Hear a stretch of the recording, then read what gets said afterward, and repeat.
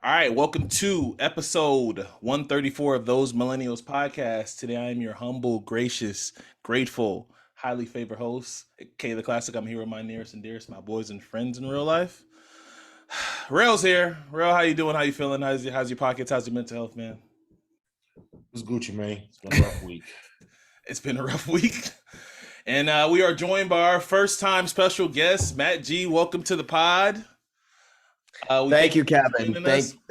Thank you, Kevin. Thank you, Jarrell, for having me on the pod. I'm honored. Usually, I'm the one hosting people. Now I'm a guest. It's a breath of fresh air. So I appreciate Yeah. it. No. Thank you. We wanted to extend the invite. We talked about it for the longest. I know you went on Jarrell's pod and did some one-on-ones, and Jarrell's been over there. Well, before up top, please promote your podcast because I was really effort. Please promote your podcast up top. Sure. My podcast is called Off the Dome with Matt G. It's a sports podcast where I talk about the biggest headlines in sports, mainly NBA and NFL. And we just have a sponsor called Brain Fuel. It's like the best energy drink possible. And just a quick shout out, if you use my discount code of DOME20, that's DOME 20, you get 20% off of each order for all Brain Fuel drinks. And typically I would have my mentee on my podcast. His name is Jordan. He's a young, bright kid, goes to the University of Illinois, and I bring him on as I consider him an older mentor, and I also a debate partner where I just win one-on-one debates with him constantly. But it's a good exercise for me, and he's a good kid. And I talk mainly NBA and NFL and the other big headlines out there. So if those of you that are listening to this podcast want to listen to some other podcasts like in your spare time, the podcast is called Off the Dome with Matt G. You can look it up on Spotify, and I'm sure, Kevin, you'll post the link for what it is after this. So Absolutely. spread the word. Absolutely. Spotify exclusive, you guys, for all you Spotify's listeners. It's also not just on Spotify, should be Oh. cleared. It's also on Google Podcasts and Apple Nice. Podcasts. Hey, all right. Sick. Okay. Awesome. Well, we're like I said, we're glad to have you on, making us smarter because I have to deal with Rell every episode. But no, he's been great. Debatable. All right. So first and foremost, I'd like to thank all our listeners, all our loyal listeners on YouTube, Spotify, as he just mentioned, Apple Podcasts, and Google Play. Thank you for our listeners. We appreciate you guys for rocking with us for all this time. First and foremost, I want to talk about this off top so we can just move on. This is going to be a sports dominated podcast, but I'd be remiss if I did not bring up the sad news that happened in Houston, the passing of Takeoff in Houston from the Migos. Thoughts, prayers, condolences. I know Atlanta's hurting right now to his fans, family. It was a sad day yesterday, so I just want to talk about that up top. And if you guys want to talk about anything before we move on, because I don't like I just want to bring that somber news up top, and then we can move on if you guys don't have anything else to say. Right. I'm a big fan of Migos. I mean, I've listened to their music when I work out and just to hang out with friends at like parties and pre-games. And I love Takeoff. He was my Quavo is the main guy, but I also really love Takeoff as well. And it's a shame, like all these amazing artists like Nipsey Hussle and Takeoff and so many others just just dying like every day. And Young Dolph as well. I mean, it's just a shame that all these great, powerful artists are just dying like every minute, every day. It's not right. Shows what kind of world we're in right now, where a bunch of these icons just pass away, but we can't forget the music and their impacts. I mean, we just simply cannot in any way, shape, or form. And I'm always going to listen to Culture 2. I mean, that's my favorite of the Migos albums. And they're great, and they perform well with Drake. He's like, they're never going to be the same without Takeoff. I can tell you that much. So it's just a shame, though. Rest in peace to a legend. RIP for sure. Ro, do you have anything to say, or are you just no? Understandable. All right, so we got that out of the way. Thoughts, prayers, and condolences to his friends, family, loved ones, and we're gonna move on from that. All right, so starting up top, as we always do, we're gonna talk about Rell. Rell's gonna do his parlay. in the NFL for the week, so you guys can try to win some money. Rell, remind the audience what your record is, because I always forget your records for your parlays. Nobody's counting at this point. So This must be bad. Okay, so what's your parlay of the week, man? let's just say last week the Broncos hit. Well, I hit 2 last week. Broncos hit. No, I went 1 and 2 because Jets and Giants didn't. But let me give you my parlay this week. Yes, please. Let me give me 1 second. I got this. It's a Oh 3 my team. God, you were supposed to be ready for this. What is wrong with you? I wasn't ready for this. Oh I'm my sorry. God. All right. Give me. I'm going with my mistress team. You're gonna have to Oh, the buy 2 Jets. points. I'm taking the Jets plus 14. They fucked up last week, but trust me, guys. Just take the Jets this week. Take the Was it Jets. Jesse? Jets plus 14. Also, you're gonna have to buy some points on this. My other team that I like this year, the Falcons plus 5.5. Chargers are not covering that. And give me, what was my last pick? Seattle plus 4. So that'll be so Seattle plus 4, Falcons plus 5, and Jets plus 14. Those are my 3-team parlay. I don't hate that. I don't hate that at all. I mean, Underdog. I could honestly see like the Falcons covering because the Chargers are very injury prone. Mhm. I mean, Keenan Allen's never healthy. Mike Williams is going to be out for extended period of time. Their main target is Gerald Everett. I mean, works well for my fantasy team because I have him starting this week because Kittle has a bye. He's going to work well. I like your parlay. I gotta say, you have a shot. I give you a I mean, the only reason why I give I buy the 2 points because if you're gonna go underdog parlay, always buy the points to the max. Like if you're just gonna go underdog, just buy the points. It's like security when especially if you're getting points. So just buy the security. But those are my 3 teams. Yeah, not bad. I don't mind it. All right, so since we're on the topic of NFL, Rell and Matt, I want you guys to tell me which the NFL trade deadline just passed. Which trade was the biggest? Which one will you think may have the biggest impact for the final stretch of the NFL season? I think that already happened. It didn't happen yesterday. I think it happened with Christian McCaffrey.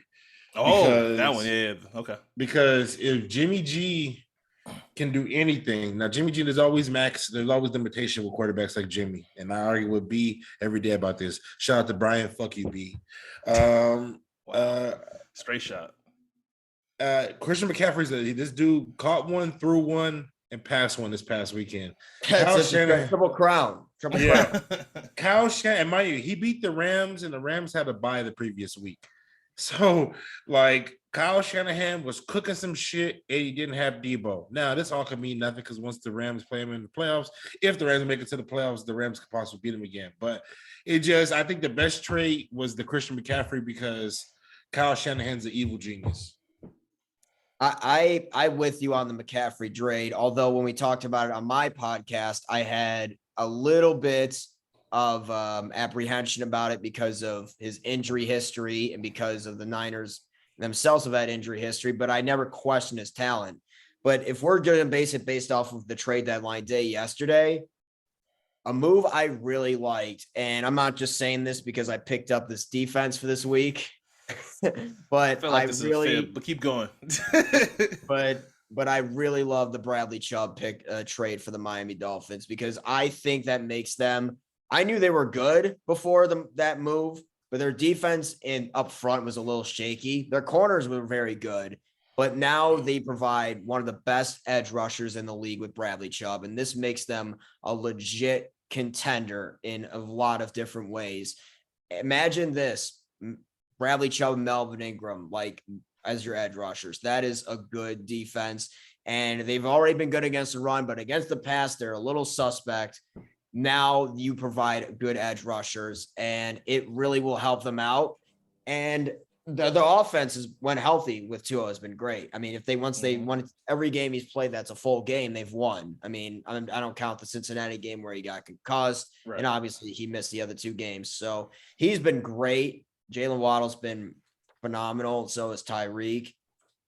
But the question was like, could they gain pressure? Now with the Bradley Chubb move, I seriously think they can. I think that was like a home run for the Miami Dolphins, in my opinion. I agreed. No argument here. All right, it's time. Okay. It's time. Let's set the stage properly. Not list today. I always forget my not list. Thank you.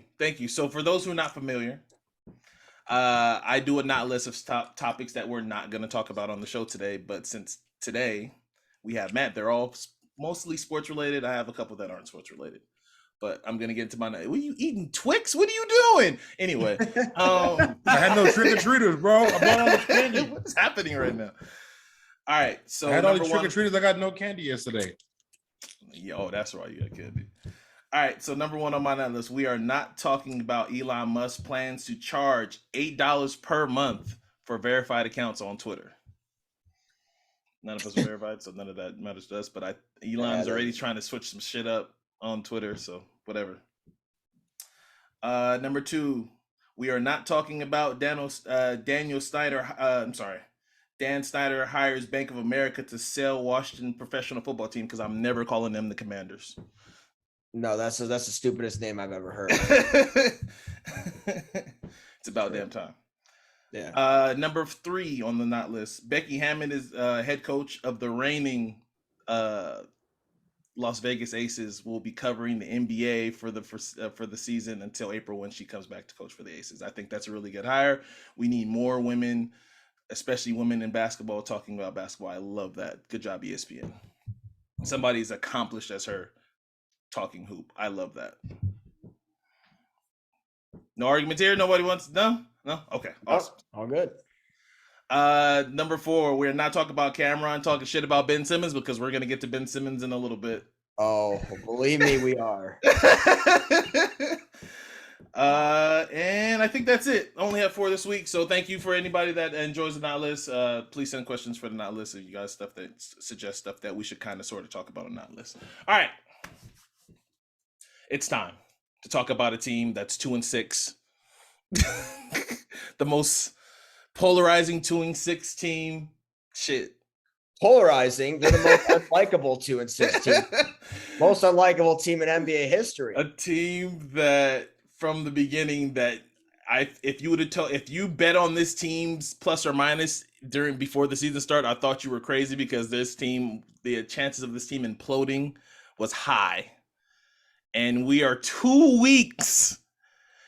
It's been 2 weeks in the NBA calendar. Season Riders, it's been 3 weeks. It's been about 2 weeks, right? Exactly 14 days. 2 weeks in the NBA season, and this team is already reached CNN levels. So if you don't know, if you've been living under a rock, Kyrie Irving said some anti-Semitic shit from a stupid movie that I'm sure Matt and Jarrell will talk about. Steve Nash has been fired, let go, for reasons that are still unclear. Rell has been calling Steve Nash a ball roller since his entire tenure, which, part of me is like, nah, he had this coming. This was me and Scandy in my last year. It was just a matter of time. And that's before I even talk about Kevin Durant. Just recently, yesterday, when they played, who'd they play yesterday? The Bulls. The Bulls. The even kill Bulls. Making comments after post game saying it's not fun being guarded by 5 guys. Ring a little bit of alarm bells going off right there. There's so much here. Because I know we're gonna talk about this for a while. All I ask for when I throw it to you, Matt, right now to talk about it is save Kevin Durant for last, because I got bars and stuff to say about Kevin Durant. But where would you like to start? Do you rather want to talk about Steve Nash, the firing Steve Nash? So I'll talk about the most recent thing before I have a whole lot to say about Kyrie Irving. Please. A lot to say, but I'm going to start with Steve Nash first. Okay. Because that was sort of like the more recent news. Yes. So look, I'm not going to lie to you. I was not surprised. I kind of thought it was going to happen. I just didn't think it happened now, 8 games into the season, 7-8 games, whatever the case was. I mean, look, he was literally a sheep fed to the lion's den. I mean, Kevin Durant wanted him because he was like a consultant with the Golden State Warriors. And Steve Kerr just recently, I read an article before I came on the podcast just now. He said nothing but good things about Steve Nash. And that's fine. I mean, I don't know how he did as a consultant. That's one thing. But unfortunately, Steve Nash has the kind of personality where it's not demanding like, say, a Doc Rivers. It's not demanding like a Greg Popovich. It's not a demanding personality where players respect you like a Ty Lue personality. He just doesn't have that. He's a player's coach to a fault. And unfortunately, like he was under a no-win circumstance pretty much, because if the Nets were doing great, that was all because of the players and the talent they had. And if it wasn't, it was all going to be his fault. And unfortunately, I mean, you couldn't have given him the worst possible, like, prima donna divas you could have. I mean, Kyrie Irving, since day one, since the first year he got hired, he said on Kevin Durant's podcast, I believe, he said, when I look at this, at what we have, we don't need a coach. I mean, like, what? Like, you both wanted him, and yet you said, like, yeah, we don't need a head coach. All of us could coach. I could coach. Kevin could coach. We could coach. Like, right. That's one of the stupidest things I've heard. Nah, well, my only pushback is he probably saw X Steve to draw up a play, and it would just, hey, KD, stop, get the man. ball. Steve Nash was being praised the first year with the team. Mind you, they had Harden on the team, and they were just the most explosive offense ever. Unfortunately, that's what came about, and it didn't help that for a first-time coach, you had to deal with Kevin Durant. I mean, he's not like a prima donna, like, say, like, as far as causing cancer to the team, but like he's still with his social media burner accounts. And the fact is, you're gonna have to deal with that off the court. That's a little too much. And there's so much pressure when you coach a guy like Kevin Durant, and with the media that surrounds him, you're sort of walking on eggshells with Kevin Durant. And it didn't help. Well, the Harden thing, it was mainly so that that Harden didn't like Kyrie and didn't like the fact that he was missing a lot of time that first year. And he didn't like the fact that I don't blame James Harden that much. How he handled the exit, I don't support at all. But I mean, you don't blame him at all? How he handled the exit, I kind of, okay. But he does deserve blame. I'm not saying he doesn't deserve blame. He came into that second season with the Nets completely out of shape, but I could understand why he would want to leave. I could understand that. But I'm not giving him a pass or anything, but I could at least understand where he was coming from. Okay. But the Ben Simmons thing, I mean, I didn't even mention Ben Simmons in my little intro. Look, this guy is relegated to just a certified role player now. I mean, there was the shot that he had against the Dallas Mavericks where he airballed a layup like 3 feet in the lane. I was saying, what? Did he just forget how to play basketball? His confidence is shot. It's completely shot. And you had to deal with that. Steve Nash did. And a guy that missed a whole last year because he hated the situation he was in with the Sixers, and he mentally wasn't right. And then you had Kyrie to deal with, and we're going to talk about the comments he said a little later because I have so much I want to say about that. But getting to Kyrie as the basketball player, you had to deal with him wanting to miss time. You had to deal with him mostly being a part-time player. Nash's second season with the Nets. Because of the vaccination, yeah. Right, because I mean, I'm right. First of all, in Kyrie's minor defense, that I think that's kind of weird, that whole vaccination ruling or whatever in the state of New York. But still, I mean, he chose not to get vaccinated, and that did put that team in a bit of a tough which stretch. Ultimately drove Harden away because he was like, "Yo, I didn't sign up for this." Right. So I mean, that had a big impact on it. And Steve Nash, there was not a worse job he could have had. And if he got fired, I mean, look, we all don't want to get fired from our own prospective jobs, but if there's one job I would have loved to have been like let go from, it would have been that job, because you had to deal with so many different personalities and 3 divas. One of them is a diva like with just like the media and like the social media burner accounts. The other one just not has the weirdest beliefs ever and just and off the court and is just not and he always doesn't want to focus on basketball. That's Well, the Kyrie superstar Irving. wanted your job. He wanted you gone. Right. He wanted you and the GM gone. Right. I mean, like, and this is a whole player empowerment thing. JJ Redick made a good point. I saw it first take, and I'm going to echo what he said too. So I won't be plagiarizing. I'm going to paraphrase what he said. He said that I like him. I do support the player empowerment movement. I support players wanting to get with the best situations they can. But the fact that they had to control, like, I want this guy. I want this coach. I wanted James Harden. I wanted LaMarcus Aldridge. I wanted all these. I want This DeAndre player Jordan, empowerment and you have to movement's pay gone him, way and he too has to far. start. I wanted DeAndre or Jordan over Jared Allen. I wanted all these things. I wanted to cut our good core before the James Harden trade. It's so much. It's way too much. This player empowerment movement has gone way too far, in my opinion. And I do not like what this has come to. And I'll talk about Kyrie in our next topic when you ask me this, but the fact that this hasn't gone well, I mean, Steve Nash is not a great coach, but he was under the worst circumstances he could have been in. And yes, he's not good, but do you really want to he was never in the best position to begin with. He was a sheep fed to the wolves. Yeah, how will we know that he's a bad coach? Like, I still don't know if he's a good or bad coach. Rell already has it determined that he's bad. I was like, I don't know, because he was, like you said, he was put in a bad situation. He's bad. How is he bad? He's bad. I don't know. No, it just you could tell from the rotations. No, you know, out of timeout plays, ATOs, you just some of the things he would draw up. He was like, "What the fuck is this?" Like, you know what I'm saying?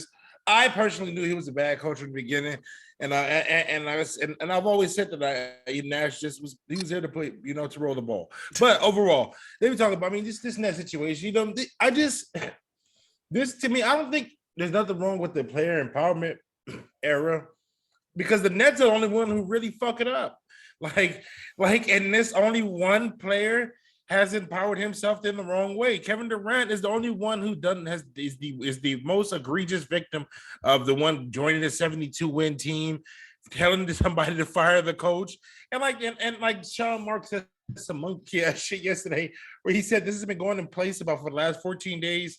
7 to 10 days is the exact quote was. The season's only 14 days old. That's the part that got me twisted. I was what? So you basically, my only question would be to Sean Marks. So if the team started 8-0, would that make a difference? You know what I'm saying? So if this has been in place for 7 to 10 days, you just got through training camp. Why did you bring Steve Nash in for training camp? Organizationally, and this is not just a Kyrie or Kevin Durant problem. This is a Joe side problem. I was gonna say that. I think think it has to. I was just about to say it has something to him being the first time owner, right? This is 16 years old, getting your first keys to your car, and you not know what you're doing because you should have drew the fucking.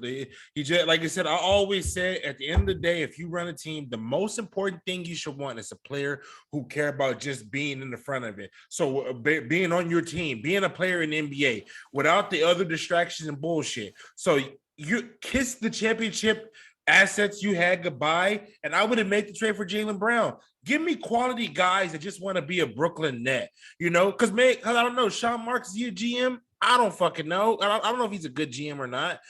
In his defense, I think he's a good general manager. He has made some good moves. This is his first GM job, though, right? Yes, I think so. Yes. Yeah, he's from the Spurs. He's done some good jobs. He's from the Spurs tree. Yep. Yes, we talked about it before we went on air. I did like that Brooklyn team that made the playoffs with no expectation with D'Angelo Russell. They were fun. They were a fun team. He's a good general manager. He's not a great general manager. He's made some few mistakes with the DeAndre Jordan one and bringing LaMarcus Aldridge, but he's a good general manager. I don't think he deserves a huge amount of the blame. I think so too, because all the other, not to cut you off, Matt, but not if Kevin Durant wants to come to your team, you're going to say yes. All other 29 teams are going to say yes. Even if Kevin Durant says, hey, I want to come for your team, but hey, my weird friend wants to come with me. You guys want to sign him? Well, Kyrie got there first. I know. It was Kyrie's call. Yeah, it was Kyrie's call. And at the end of the day, like can't act like this is player empowerment. When Magic Johnson got Paul Westhead fired, Yes. like people like Mike Jordan got Doug Collins fired, from Chicago. Like it happens. Like coaches, like some of these guys are just ball rollers. If we left it to Doug wanted MJ to shoot 70 times a game. Now, So. ultimately, I think that the problem lies with the owner. He is the problem because I think he has this magical. I will say this though, that we got to give him sky. more credit for this. He did stare in Kevin Durant's eyes and tell him, "I'm not trading you." That he would a player of Kevin Durant's caliber. Obviously he still had 4 years on his contract. A player of Kevin Durant's caliber being told no when they ask for a trade demand has not happened. No, I don't think I don't mean to correct you on this one. I think he meant no as far as Kevin Durant wanting Steve Nash and Sean Marks fired. Oh, okay. That's what I think he meant no. But they did tell him no on the trade demand. They set a huge demand. To get Kevin Durant, and partly due to the Rudy Gobert trade that occurred. Yeah, the well was already tainted because it's like, oh, they got 5 picks for him, and it's like, well, what's Kevin Durant? And they wanted like the steak plus the dessert of ice cream and cake. Like that's what they were asking for, right, in exchange. So that's true. Really, yeah, I agree with that. So you already hinted towards it. I want you. Obviously, we talked about Steve Nash and the firing Steve Nash. We haven't even touched on the potential hiring Ime Udoka, which has been already confirmed by Woj and Shams, but was denied by Sam. So real quick, Sean. So I want you to talk about Kyrie and what did you feel about his anti-Semitic comments in the post that he quote unquote says he did not support, but he posted it. I mean, like you should at least do your homework and research on it. I mean, and the anti-Semitic undertones in that, and you still like approved it. I mean, this is what me like as a white American Jew has to deal with. I mean, Kanye West did this a couple weeks last week, and it really hurt me. And Kyrie Irving, I mean, what he did, I mean, the fact that he had to divide like tons of people because of this, I mean, it really hurt me in a lot of different ways. But at the same time, though, I am not surprised because this is what us Jewish people have to deal with, discrimination on a daily basis. And because there's so few of us in a population, statistically, we get discriminated because of it. And Kyrie Irving, he was support. I don't know if he was supporting it. I mean, he posted on his Insta story, but he should have at least done research and he should have been more upfront and at least apologized on it. But no, he didn't understand. I should say he has, since we're recording, he has apologized. Him and the Nets have done. Yes, but the thing is, he was under so much scrutiny and so much pressure to do so that I'm disappointed he didn't do it at the moment. I'm very disappointed. And I said on my Insta story, and both of you follow me on Instagram, that the NBA should have taken action, at least suspended him for a game or two because of it, and maybe give him a fine and maybe remove his title for the vice president of the National Basketball Players Association. What the fuck? How did that even happen? I forgot about that. He was. Who voted on that? Because I would have voted against it. I mean, like that is really what bothers me. But I really wish that us Jewish people would be more like, would be treated in the same like respect and light. But unfortunately, we all get discriminated in some way, shape, or form with religions and races. And I'm not surprised, but it's just, I wish that it would cut to the enough is enough at times. And what happened with Kyrie Irving, the fact he wasn't upfront about it in the beginning and said, I'm sorry about it, I'll work on it. But no, you had to wait until like he got so much flack and so much scrutiny because of it. And there was this thing yesterday, it was during the Bulls Nets game, that I saw like the Stop Anti-Semitism shirts that those That the courtside, American male the Jews courtside were wearing. Yeah. at courtside were doing that. And then Kyrie Irving kind of just like said, I appreciate it, like in a sarcastic way. Like, I'm not trying to speculate or anything like that, but I do think that it just bothers me and it makes me sad that we are not treated fairly enough. And I wish we were treated in the same light. And unfortunately, but this is the world we're in, unfortunately, for better and for worse, excuse me, is that what we have to deal with constant discrimination, constant anti-Semitic rants. And unfortunately, that's what Kanye West did 2 weeks ago when he was randomly calling out Jewish people and randomly said that Adidas, I could say the most anti-Semitic things, and Adidas couldn't drop me then. You heard what happened. This is a movement. This is a thing that is still going on, unfortunately. And here's what really bothers me. Myers Leonard, who went to my alma mater, University of Illinois, he was set it over a video game and he was pretty much blackballed from the NBA. He was fined like a heavy amount, but at least he apologized up front about it. At least he's hating himself about it. At least he's going to the Chabad, the temple that I would occasionally go to at the University of Illinois. But Kyrie Irving wouldn't apologize about it, and he would be defiant about it, saying, he did say, it's not about harm, but I was expressing beliefs in a certain way. The NBA would just be like a sort of slap on the wrist. Like, I want that same energy with star players that do something like that. It shouldn't have to be just a normal role player. I want the same energy that's held accountable for superstar players when they make horrible anti-Semitic, ignorant takes. And the fact that he's so stubborn and so ignorant because of these takes, it really fucking pisses me off that Kyrie Irving did that. And I'm going to say this straight up. And I hope Rell would agree with this one for me. If the Lakers, I'm not saying they will, I don't think they will, but if they somehow trade for Kyrie Irving, I will never support them again, because you're supporting an anti-Semitic, ignorant, aloof, condescending player. That's what I consider Kyrie Irving as.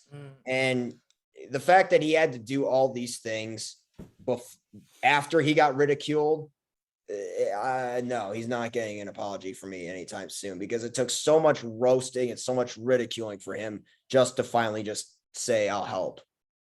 So hopefully that answers your question. Sorry for going on. No. That was well said. And the crazy thing is, and I think they talked about this on the Low Post that I listened today. Imagine if David Stern was still running the NBA. I wish David Stern rest in peace to R.I.P. David Stern. Amazing was commissioner. running the NBA, and this would have Silver's happened. now a piece of shit now. Yeah, like Adam Silver's a piece of Adam, shit. I wouldn't go as far as that, but he has. There's been some chinks in the armor. There's been some chinks in the armor, which was gonna happen. There's been some chinks in the armor, but this was definitely another miss by him, because I feel like he could have done something to support. Can I go? Yes, please. All right. So let me start off by saying, like, this whole fucking Kyrie situation, it's first thing first. I listened to that Bomani Jones. I think everybody should go listen to Bomani's podcast that he put out, and he spoke on this situation.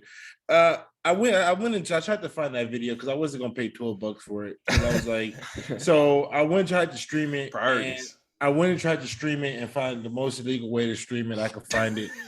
And I found it. And I wasn't even on YouTube. It was just on some internet website. And I was just like, what the fuck is this? Like, I was just like the whole thing is like, you piss people off trying to be woke. And Kyrie, let me, he may not ever hear this, but let me put this news flash for you. Kyrie, you're not an activist. You're just a ball player.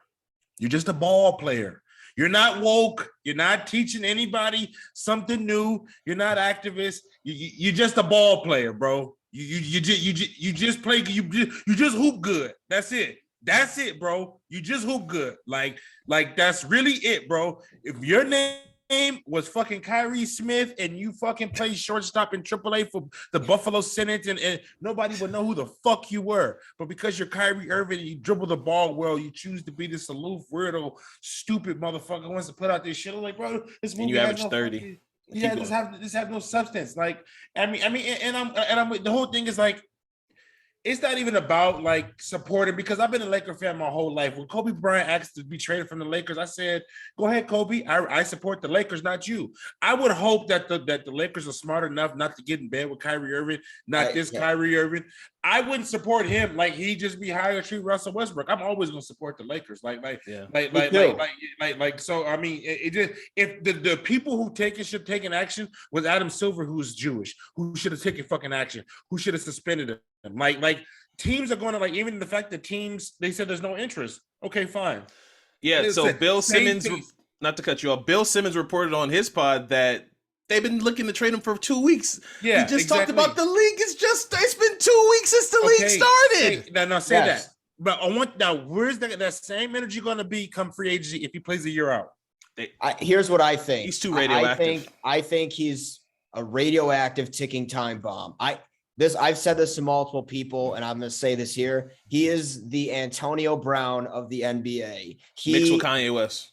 And Kanye West of the NBA. I mean, he when he plays. Now, I'm not talking about him as a person. You know how I feel about him, but as a player, when he plays, he's one of the most skilled players in the league. I'm never going to question his talent. I'm not going to slander his talent. He's a 50, 40, 90 guy when he's mentally right and he wants to play. When he wants to play, kind of like how Antonio Brown, when he wanted to play in Tampa Bay, he was still very productive as a wide receiver.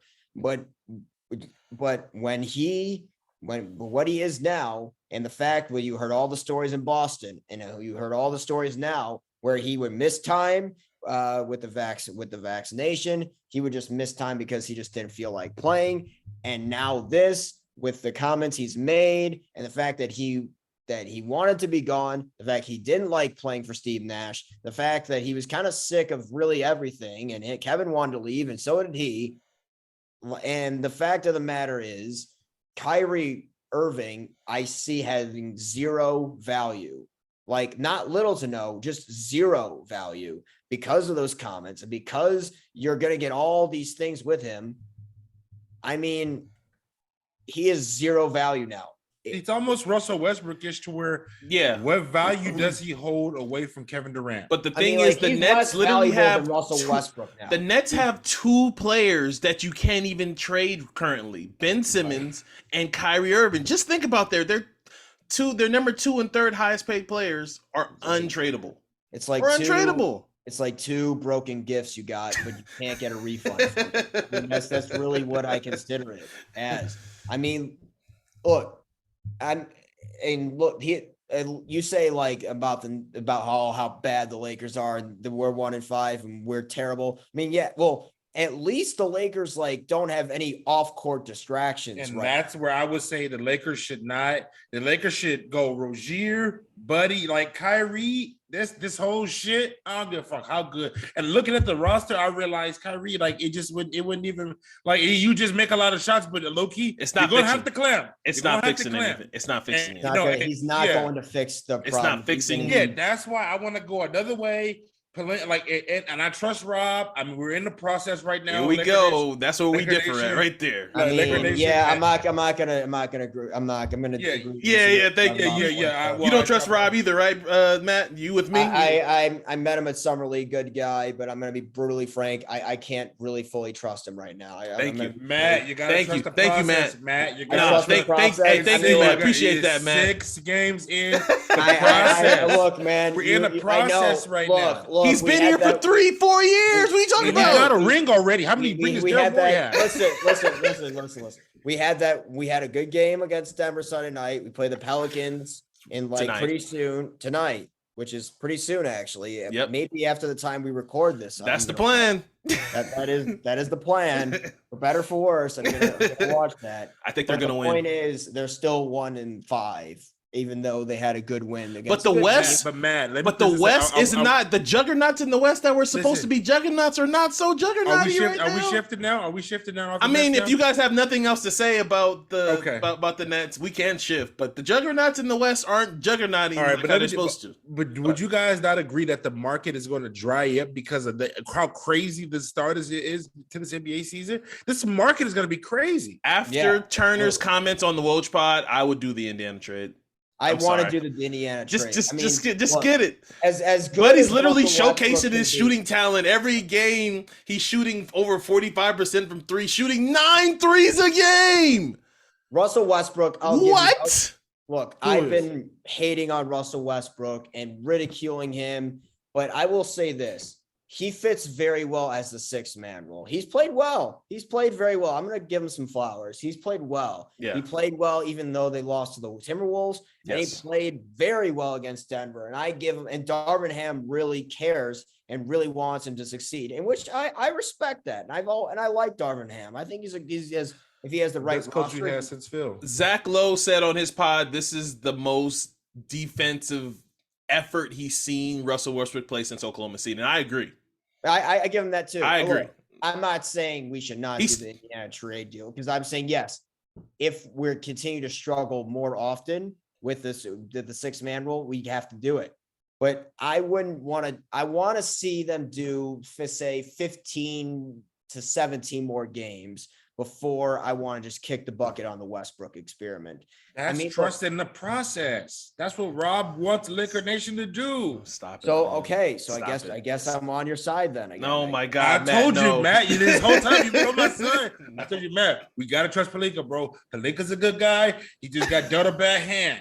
He just got dealt a bad hand. Dealt a bad hand. I mean, but look. I think Westbrook fits well with the second unit. Well, this is what should have happened last year. The only way that last year could have worked was if he was the 6th-man role and he would have led the shock troops. And maybe Frankie Smokes would still be here. Frank Vogel would still be here. What's wrong with Frank? We want nothing to do with Frank Vogel. They were top 10 defenses every year. Frank was a head coach of the Lakers. We want for the next 10 years sitting there. Ham.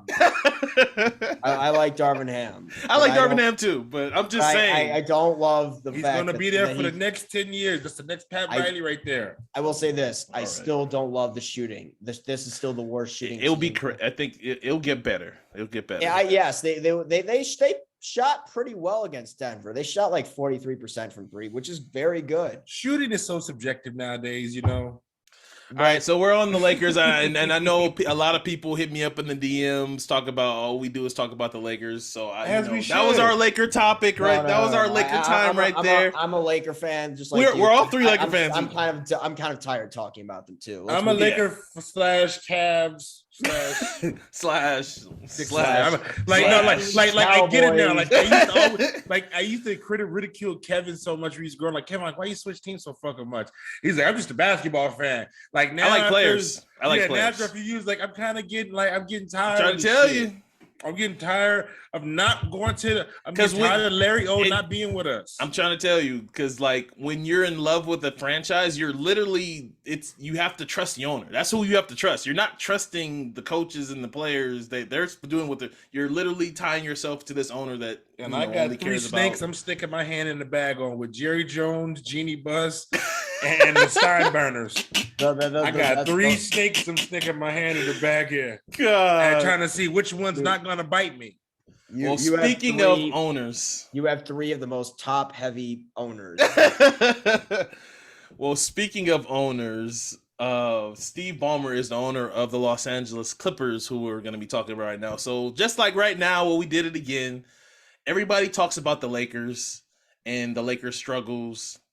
And obviously people are talking about Philly, but nobody's talking about that other team in the other locker room that wears red and white and blue.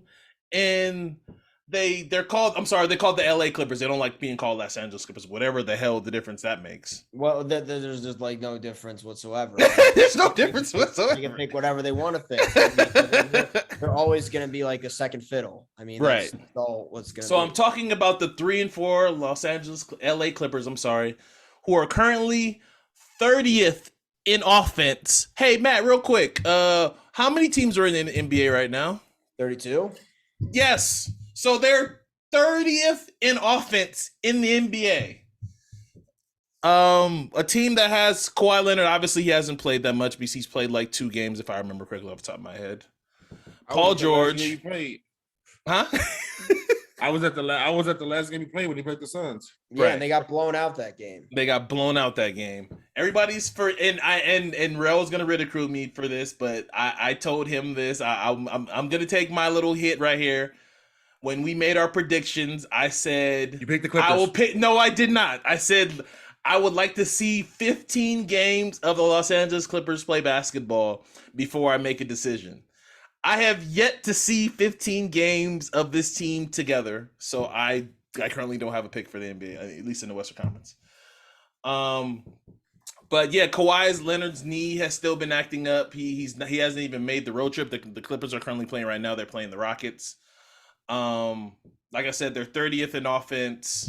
Their defense, which is supposed to be one of their strongest standpoints, they're not so. They're middle of the pack on defense.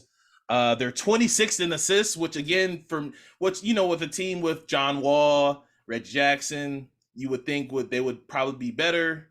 John Wall's showing flashes though, so I don't want to put it all on him. He's I don't want to. He's rusty. When I've watched them their entire games, I've liked some of the flashes I've seen from Wall. Rell, obviously you saw them, so you. He can Dougie.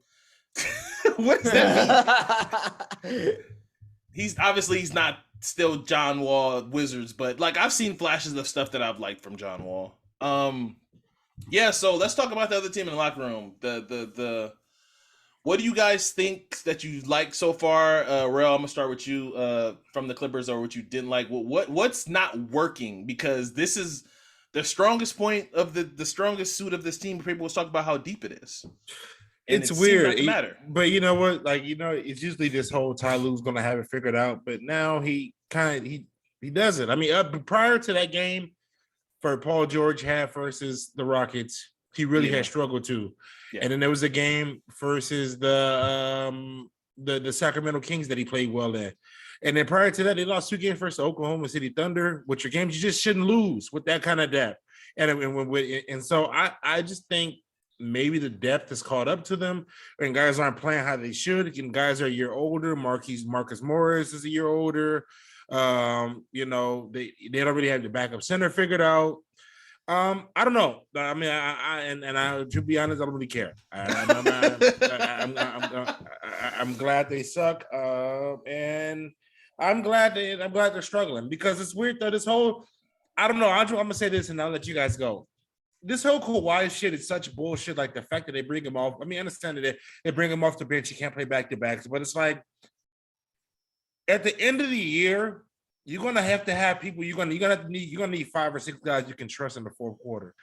I'm like, and I look at their roster, and I'm like, I don't know, like how can they mix and match and choose out of those guys and say this guy is not working right now because there's too many. Like how can you honestly say you can play John Wall over big shot Reggie Jackson, where Reggie Jackson is obviously the better shooter? He hasn't been shooting well this season so far. I can look up his stats. Reggie Jackson's been off to a very slow start. I mean, he's not shooting it great. He's not shooting it great like he has been. I mean, but I don't know if this Clippers if they have this Warriors will figure it out come June mentality, because they don't have that same switch. Reggie Jackson's shooting 25.8%. 25% from the field right now. But I'll let you guys go. But I honestly don't know. I mean, I don't think Ty Lue's a problem. I just think I honestly think it's hard to have continuity. Well, it's different. When you have a player like LeBron, you can switch over your roster a lot of different ways because players have to adjust to different roles, but it's more but this team is built on individual players. Like Kawhi is a dog 2-way 25 guard your best player game. So is allegedly PG. But like now when you lose both of that, it's like, I don't know. I just don't know if they even made the right move getting to the bed with it, because that Kawhi Leonard looks shitty. He's not even gonna be able to play basketball next 2 years. Like, does he even care? Does he even know he's injured right now? Like, I don't even think he knows he's injured. I just think he's on low managing. Matt, go ahead. Yeah, I hear both your points. But the thing that's very weird to me is the whole Kawhi Leonard situation. Like, look, and I get it. Like, in somewhat of their defense, I know they want to be cautious for him in the long term, but the reason why they're off to a slow start, and my friend who's a Clipper fan said, I wouldn't be surprised if we Those got. exist? Yeah, believe me, they do. Unfortunately, they do exist. Unfortunately, they do exist. But my friend did say that Kawhi Leonard, I wouldn't be surprised if they got off to a slow start because Kawhi Leonard's working himself back into shape, and they want to try to figure out Wall and their rotations and whatnot. That's fine. When healthy, I think this is a really good roster. I mean, we could all agree that anybody that follows basketball will tell you this is like a contender on paper. But the point is, this is the issue that they had the first year, the same exact problems where Kawhi Leonard was going to take some games off. Paul George would want to take some games off. And if they are going to, the lack of reps they have come playoff time, these other well-conditioned teams like Denver, Memphis, Golden State, if they get their heads straight out, like those teams will be ready for them and they will be less conditioned. And look, Kawhi Leonard, there was a report saying they're still like stiff there, that he's upset because like he feels like he wants to play, but they're being way too overly cautious. And I get it. You want him in the long run, but if you don't rip the Band-Aid off and like just see what the scar is, like, and if you keep this way up, there's not going to be enough reps coming. And look, I'm not going, as much as I love the Lakers, I'm going to be objective here. I'm not going to just ridicule them this early because like there's still time left. This is like their 8th game they're on right now, which is including their game tonight against Houston that they're currently playing in. I don't want to just ridicule them like just because of the Kawhi Leonard thing. I would say this, if this is like game, say 25-ish, and if this is still acting up and if they're like hovering around the 500 mark, I think there is genuine cause for concern. Mm-hmm. But I will say that there are other role players which I expected to at least hold the fort down with Kawhi Leonard being out. So far, Reggie Jackson, we just mentioned him. He has not been playing well at all this year. I mean, he's averaging less than 10 a game, but he's averaging around 9 a game and shooting 25% from 3, 34% from the field. That's a recipe for success. I mean, Paul George, he played great against Houston the other night, but other than that, he's been not great. And look, he's kind of working himself back into shape. Marcus Morris has been solid. Nick Batum's been hit and miss. Terrence Mann has been having a slow start as well. I mean, he hasn't been playing that great, in my opinion. He's shooting 28% from 3, and he's never was a great 3-point shooter. And Norman Powell has been okay, but John Wall, I'm not gonna. I'm kind of rooting for John Wall considering what he's been through in his personal life, and like he's still Players Tribune. He was one of my favorite players growing up. I'm rooting for him to do well. I'm gonna. Was one of my favorite for first signature shoes. Remember the Wall 1 cap? Yeah, the Wall ones. Yeah. Zig-Tech shoes. The Zig-Techs. Yeah. Those were cool. I mean, I love those. I think it's gonna take a while for these pieces to click to at least you there. But I will say this though. This Kawhi Leonard thing is very, very weird because look, and I get it that you want to preserve his minutes for when he plays for the fourth quarter because you need him in the clutch time. But this is just weird how they're going about his minutes. Like they're not starting him out in the game in a 6th-man role. You don't play him till like the first end of the second quarter, right? Yeah, I guess the Lakers. He came in like when I was at the 6 minutes in the second quarter. He came in around the 7-minute mark of the second quarter. He missed the whole first quarter. Just played the second. It's like some little kid shit where it's like very, very like I don't understand it. And he's another kind of kooky kind of character because the way he moves, it doesn't like I don't even know if I want to play with him. Like I mean, look, they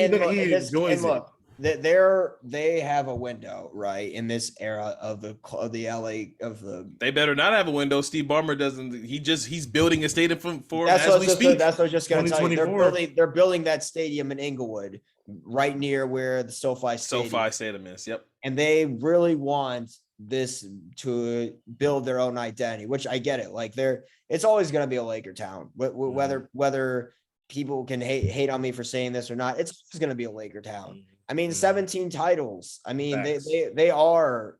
When Facts. people think of Lakers, there's majority of people in LA are Laker fans. I'd say 99.2%. Who's the first Clipper statue going up? Billy in front winning? Crystal. Billy Crystal.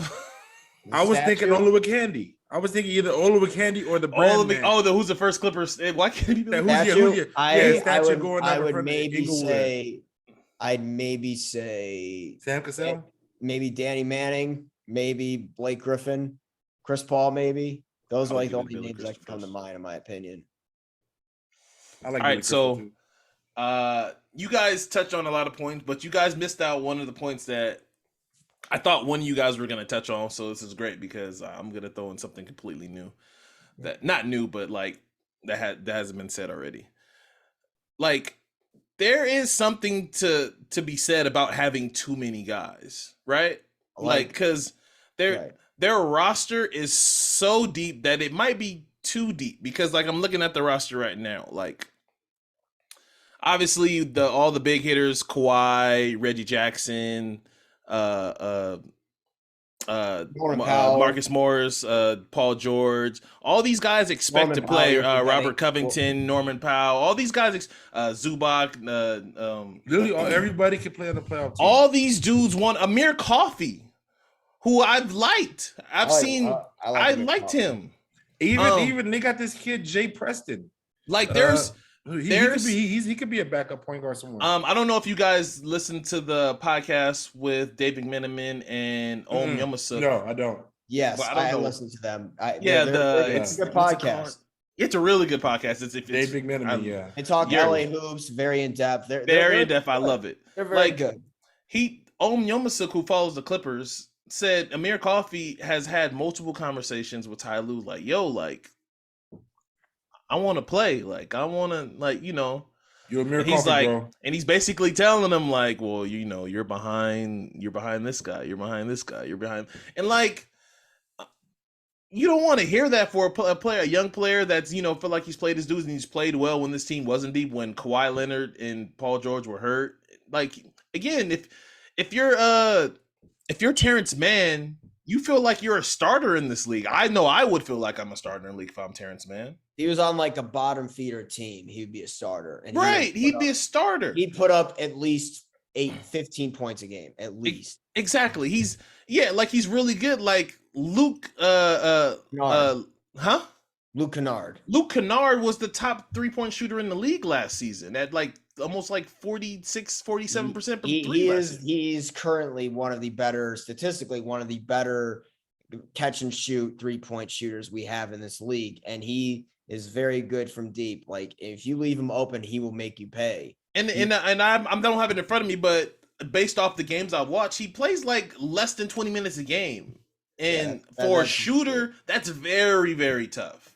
Very tough to keep the rhythm. I just think, and Zach Lowe mentioned this too. I know I'm bringing his name a lot, but like this team is definitely a trade candidate team. They're gonna have to make some moves sometime, because I think hearing all these players whine for minutes is not gonna do good for morale sometime in the future when it comes nut cruncher time, when they want to worry about standings and obviously through the playoffs.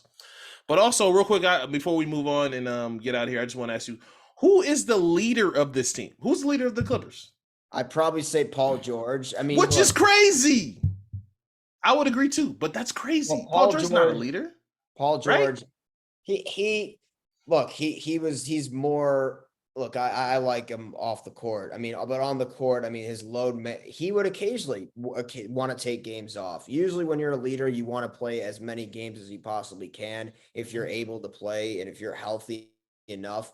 I think Paul George is more of a lover than he is like a strict leader on a team. I think if he's more of a friend than he is like a leader. Yeah, like if he's the leader of your team, what does that say? Because we know Kawhi has no, like, he's not a leader. He's not interested. He's not interested. When he's engaged, when Kawhi Leonard's engaged, he leads by example. Like with that. So the Tim Duncan style. Like with he wouldn't say a lot, but he would just play ball, like when healthy. But it's so weird what's going on, like with this team. Like the load management thing in Toronto worked because you had guys that bought in, and Kawhi Leonard was coming off a pretty serious injury in San Antonio, which people didn't know about really, and how the Spurs medical staff apparently screwed that up. I think players respect he was already going to like a very well established veteran roster. And like he could get away with missing certain games, and yeah, because they could hold down Pascal Siakam, OG Anunoby, Kyle Norman Lowry, Powell. Norman Powell. Like that team was Marc still really Gasol, good. so That team was scrappy and still really good. They still are scrappy. Like this Clippers team is a lot younger than those, pretty much younger than that Raptors team. They're not as. I mean, look, they're going to be in every game, and I have the utmost respect for Ty Lue that I don't want to just like write them off. I mean, look. We're 8 games into them. I mean, but I will say this, they're going to have to establish some continuity because, like I said, if they don't have consistent reps and if Kawhi, we're going to continue, if we're back in, say, March and they're doing the same shit with Kawhi Leonard's knees, I'm going to say, what are they doing? Yeah, especially with after All-Star break. I agree with that wholeheartedly. Rell, do you have any other things before we get out of here about the Clippers? I just think they invested into the wrong, I mean they invested into the right player because at the time Kawhi was one of the best two King of the players. Mountain. Everybody was saying he was the best player in the game. They just signed him when he came off winning the Finals MVP. They were saying but he I was the just best player in think the game. what their real big issue is they never invested into a third banana. So like they relied on two players who are just gonna go back and forth on who's gonna play and who's not gonna play. And they never got one guy that's gonna just be to solidify that third spot. He just rotated a bunch of good days between Marcus Morris and Reggie Jackson and Norman Powell. But I think they need just a third guy, just one guy to say. And that might come because like they're so deep. And I believe they can trade one of their picks now, at least like 2026. I have to look that up, but I'm pretty sure they can trade one of their picks now. They might be in business to make a trade before. Let me ask you this: who would they want to get? If you throw a name, disgruntled star X, somebody's gonna be disgruntled, man. Give me a name, like. I just gave you guys one. We're Westbrook. Why you guys a serious name? So we haven't mentioned this team at all. No, fine there. He likes Chicago. I live here, and I know people in the organization. DeMar loves the Bulls. He's happy where he's at. So this might sound far-fetched. This is way left field, but this team is not playing well. And then we haven't mentioned this team at all. But the Minnesota Timberwolves aren't playing that well. What if they get in the Karl Anthony Towns sweepstakes and see what's going on? Not gonna happen. They don't want to trade their best player. Ooh, Karl Anthony Towns is their best player? He's not. Yeah, I look, Karl Anthony Towns is one of the better big man shooters. Sure. But I'm not having a bad season. Everything you're selling me is over 30 and 50 cents on the dollar because I'm not getting anything solid. Anthony Edwards has already complained about space multiple times. Well, they can't fucking play together. Have you seen them play? I have. That whole style. And then I hate to bring up the Lakers again, but there's besides the Phoenix Suns, who's made some separation, the big dogs that were supposed to be big dogs ain't big dogs yet. The Lakers can make up ground. I'm telling you, Matt, they can make up ground because there's no real big dogs. Hold on, so should I take off time in June? I didn't say all that now. I hope you're right. I hope we do after we finish this interview. Hopefully we'll watch a good game they play because I think they're gonna win. No Zion or BI. No Herb Jones, no BI. This game doesn't even count. What do you mean it doesn't count? The Lakers need to count. Every game counts. What are you talking about? When a team doesn't have their best Zion, BI, and if you win, Zion's out too. Yes. Oh man, let's get this W. Let me see. I know BI's out. He's still in concussion. I wasn't sure if Zion was out. I think Zion. Let me look that up. Zion Williamson. I think he's out. I think he's playing. I thought he was playing. Last time I looked at it, he was playing. I don't know. No, he's playing. He's playing tonight. Yeah, Rell, what kind of stuff you saying? He's playing. Herb Jones, I know BI is still in concussion protocol, and Herb Jones is still hurting from something I can't remember. So yeah, I think they. I think they can win tonight. I think they can win tonight. I'm gonna take the Lakers tonight. I think they can win tonight because LeBron's going to guard Zion because he always guards the non-shooter. Zion's can't bully LeBron. Like, we can do a breakdown of that game, but I don't. They can. They're just gonna have to. I'm gonna say I'm gonna take the CJ. Lakers tonight. I think the Lakers going get back, win 2 in a row, and let's get back on track. There's no Giants in the West. All right, Matt. Thank you for joining us, man. We really appreciate you, Kevin. Thank you, man. Rell, for having me. This was a great time. This was good, man. And then somehow I knew we were gonna talk about the Lakers. I was like, look, we're gonna talk Nets and we're gonna talk Clippers. And we're gonna go from there. And somehow, some way, we found some way to talk about the Lakers. That's all anybody ever wants to talk about is the Lakers, bro. I never run into somebody who just wants to talk about Golden State in the world, better for worse. Matt, if you want to promote your pod one last time before we get out of here. Yes. So please, if you want to listen to my podcast, it's called Off the Dome. It's with Matt G. It's available on Spotify, Anchor, Google, and Apple Podcasts and iTunes. And please have a listen to it. And thank you, Kevin. Thank you, Rell, for having me on Those Millennials. No problem. Thank you so much. This was fun. All right. So for Matt G, for Jarrell, I'm Kev. Thank you guys for listening. We appreciate you guys, and you guys have a good evening. Thank you.